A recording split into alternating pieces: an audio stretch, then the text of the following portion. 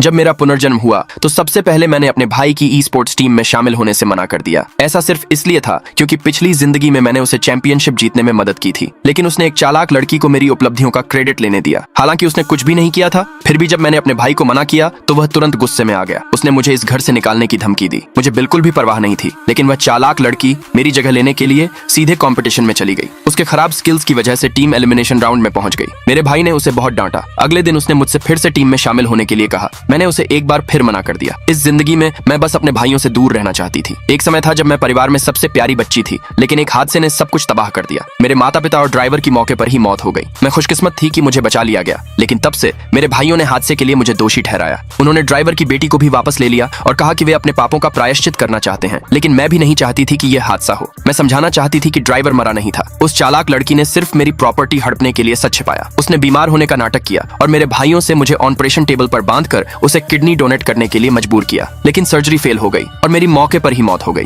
शायद भगवान को मुझ पर दया आ गई। मेरा पुनर्जन्म उसी दिन हुआ जब वह चालाक लड़की घर में आई। मैंने शानदार कपड़े पहने और उसके गोद लेने की सेरेमनी में गई। मैंने अपने भाइयों के दिए हुए सारे तोहफे भी उतार दिए और उस चालाक लड़की को दे दिए। मेरे भाइयों को लगा कि मैं शरारत कर रही हूँ, लेकिन असल में मैं बस उनसे एक साफ दूरी बना रही थी। मैं चाहती थी कि वे हमेशा अंधे और बेवकूफ बने रहें। फिर मैं बिना पीछे देखे चली गई, लेकिन वह चालाक लड़की मुझे जाने नहीं देना चाहती थी। उसने जानबूझकर कहा कि जब वह बीमार होगी तो मेरे लिए खाना बनाएगी। मैं उस पर ध्यान नहीं देना चाहती थी। जैसे ही मैं जाने वाली थी, वह जानबूझकर जमीन पर गिर गई, लेकिन अगले ही पल मुझे चक्कर आया और मैं गिर गई। जब मैं दोबारा उठी तो मेरा एक और भाई वहां आ गया। उसने मुझ पर न सिर्फ उस चालाक लड़की को चोट पहुंचाने का, बल्कि जिम्मेदारी से बचने के लिए बीमार होने का नाटक करने का भी आरोप लगाया। मैं अभी समझाने ही वाला था कि उसने मुझे सीधा थप्पड़ मार दिया। उस चालाक लड़की ने मेरे पास आग में घी डाला। यह सुनकर मेरे भाई को फिर से गुस्सा आ गया और वह मुझे मारना चाहता था। ठीक उसी समय स्कूल के डॉक्टर ने उसे रोक दिया। स्कूल के डॉक्टर ने कहा कि मुझे 40 डिग्री का तेज बुखार है और मुझे काफी समय से परेशान किया जा रहा है, लेकिन मेरे भाई ने इस पर बिल्कुल भी विश्वास नहीं किया। इस पल मेरा दिल पूरी तरह टूट गया। मैं बस इस नाटक को खत्म करना चाहता था। मैं अपना सामान पैक करने घर गया, लेकिन मेरे भाई ने मुझे रोक दिया। उन्होंने कहा कि जब तक मैं आई स्पोर्ट्स टीम को चैंपियनशिप जीतने में मदद करूंगा, तब तक मैं इस घर में रह सकता हूं,